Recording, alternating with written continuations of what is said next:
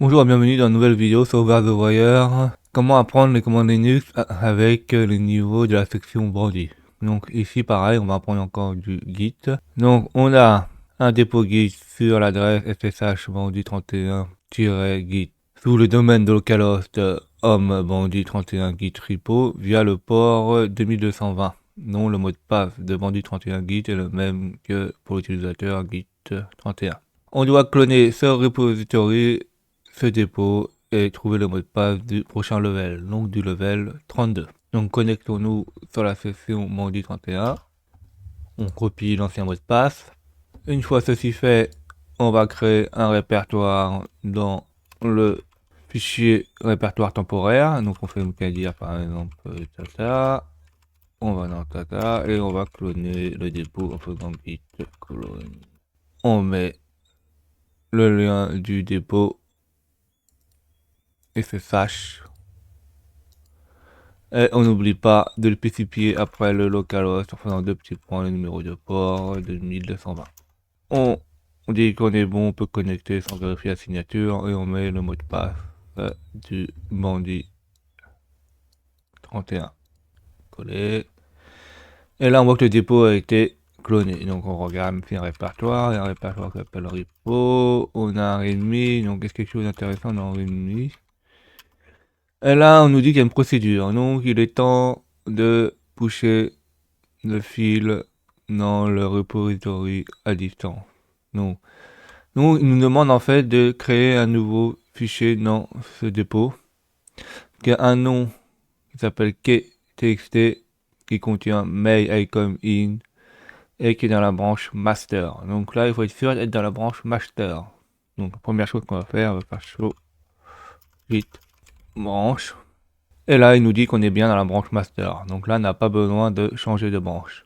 On doit créer un fichier.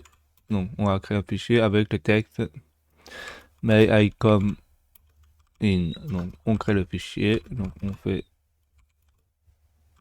on affiche ceci et on le redirige dans un fichier qui s'appelle k.txt. On peut vérifier, hein. Par exemple, si on fait 4k.txt, si on a bien ce fichier là. Une fois ceci fait, on va ajouter ce fichier dans le dépôt. Donc on va lui dire qu'il existe ce fichier. Donc on fait un git, on fait add pour dire qu'on rajoute un fichier. Et on met le nom du fichier.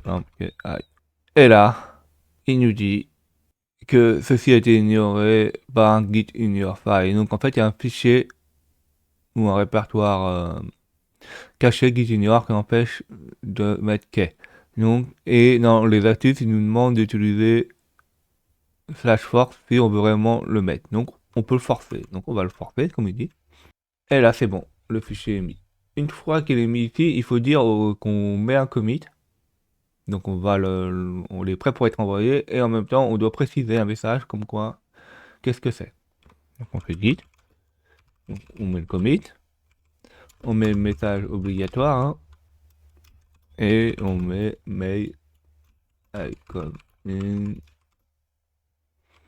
Et on fait OK. Donc là, il est prêt à être envoyé. Mais il n'est pas encore envoyé. Donc pour envoyer, il faut pousser le fichier vers le dépôt. Donc il faut faire un push. Si on veut faire le contraire, c'est un pull. Donc on fait un git push. On va pousser le fichier.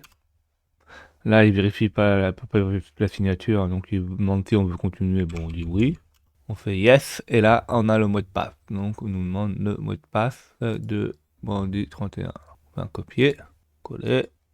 Et là, il nous dit que c'est bon, que le fichier a été validé et il nous donne le mot de passe pour le prochain level du XMR. Donc ici, qu'est-ce qu'on a appris?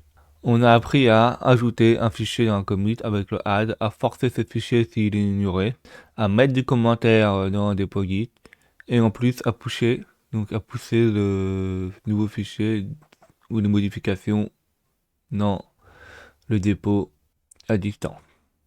Merci d'avoir vu cette vidéo. N'oubliez pas de mettre des pouces bleus et de vous abonner.